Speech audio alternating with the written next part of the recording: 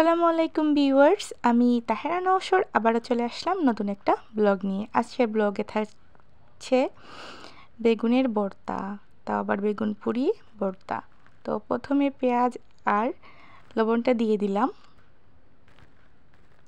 তারপরে পুরা বেগুনটা এখন একটু ছুলিয়ে নিব।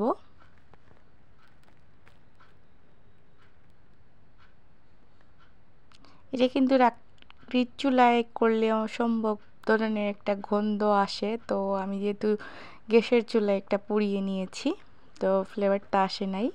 তো আপনারা চেষ্টা করবেন মাটির চুলায় এটা করার জন্য, অসম্ভব মজা হয় এটা করলে। তো সাথে কিন্তু আমি টমেটোটাও দিয়ে দিব এটার সাথে, টেস্ট বাড়ানোর জন্য।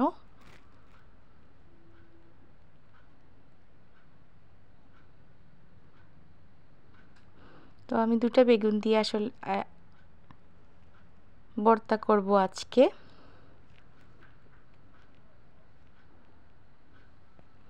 এখন টমেটোটাও হয়ে গেছে, তো এখন গরম গরম আমি একটু মাখিয়ে নিচ্ছি।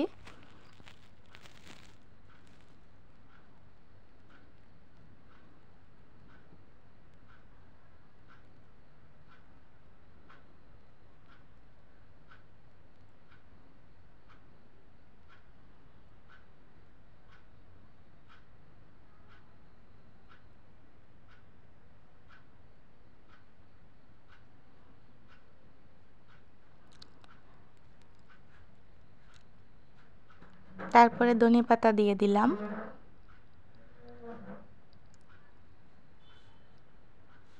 তারপরে কাঁচামরিচটা দিব, তারপরে চিলি ফ্লেক্স দিব।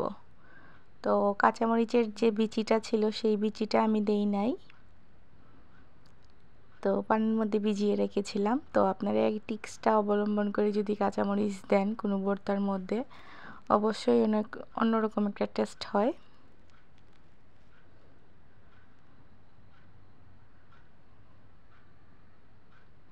তারপরে শুধু কাঁচি দিয়ে কেটে দিচ্ছি। একবারে সহজ এবং সিম্পলভাবে ভর্তাটা তৈরি করলাম। আপনারা একবার হলে করে ট্রাই করে দেখবেন, এরকম ভর্তা অনেক খুব সুস্বাদু হয়।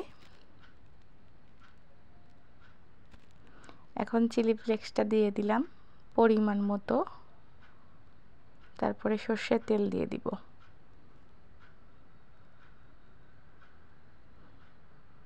এখন আবার একটু মাখিয়ে নিব, আলতোভাবে আবারও একটু মাখিয়ে নিব। তারপরে একটা প্লেটের মধ্যে পরিবেশন করব। এত মজা হয় কি বলবো, আপনারা একবার হলেও করে বানাবেন। ভিন্ন স্বাদের একটা আসলে ভর্তা, অবশ্যই একবার হলেও বানাবেন। আর আমাকে কমেন্ট সেকশনে জানাবেন কার কেমন লাগলো ভর্তাটা রেসিপি। তো তারপর একটা পাত্রের মধ্যে নিয়ে নিলাম আবারও। কে কোথা থেকে দেখছেন অবশ্যই কমেন্ট করবেন। সবাই ভালো থাকবেন, সুস্থ থাকবেন, এই বলে শেষ করলাম। আসসালামু আলাইকুম।